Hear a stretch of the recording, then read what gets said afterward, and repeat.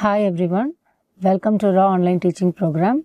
So today's topic of discussion is going to be on anatomic abnormalities associated with hematuria. So in this particular topic, we are going to see in detail about the two important anatomical abnormalities which is associated with hematuria.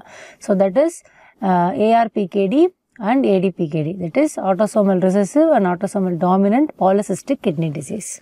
So moving on to the autosomal recessive polycystic kidney disease, which is called as ARPKD. It is also called as ARPKD-CHF, that is congenital hepatic fibrosis. So autosomal recessive polycystic kidney disease is also called as ARPKD-CHF, that is congenital hepatic fibrosis. Congenital hepatic fibrosis. So if you see, the incidence is 1 in 10,000 to 1 in 40,000. So, and in general population, the gene carrier rate is 1 in 70.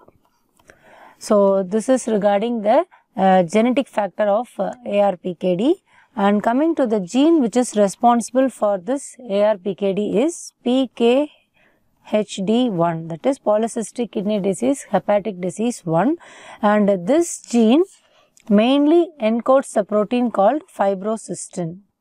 So fibrocystin is a largest protein, which is a large protein which contains more than 4,000 amino acids, okay, with multiple isoforms. So I repeat, autosomal recessive polycystic kidney disease, the causative agent is PKHD1 gene that encodes protein called fibrocystin. So fibrocystin is so called the large protein with more than 4,000 amino acids with multiple isoforms. So mainly the pathogenesis involved in the malfunction of this fibrocystin protein. So let us look into the pathogenesis of autosomal recessive polycystic kidney disease. So how it happens? So what happens, as I already said, this fibrocystin, which is the largest protein, this protein is mainly has an important role in regulating the cellular addition, cellular proliferation, and cellular regulation of renal cell tubules and also the bile ducts. That's why it is a combination of ARPKD and congenital hepatic fibrosis, because this fibrocystin is found to be present in the, it is located in the cilia of the apical domain of renal collecting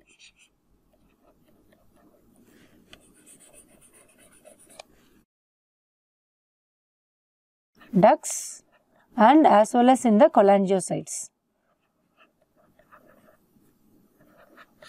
So this fibrocystin protein is located in the cilia of the renal collecting ducts and also in the cholangiocytes. So what happens, this fibrocystin, it along with the other proteins of primary genetic diseases, what happens, along with the other proteins, it forms the multimeric complex. This multimeric complex, mainly important, this multimeric complex alters the intrasignaling pathway.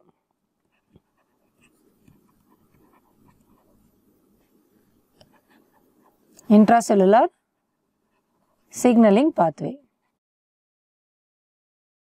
So this remains the important clinical feature in the pathogenesis of autosomal recessive polycystic kidney disease. So what happens, the main protein along with other proteins of primary genetic diseases forms a multimeric complex. This multimeric complex will be located in all the places, like in the epithelial cell surface and also in the intercellular junction and also in the basolateral membrane. So this multimeric complex mainly it alters the intracellular signaling pathway. So, that is the main clinical feature of this disease. So, this pathogenesis you should be knowing. So, over 300 mutations of this PKHD1, that is the polycystic kidney hepatic disease 1 causing the diseases have been identified, and the same mutation can give varying degrees of disease severity in the same family.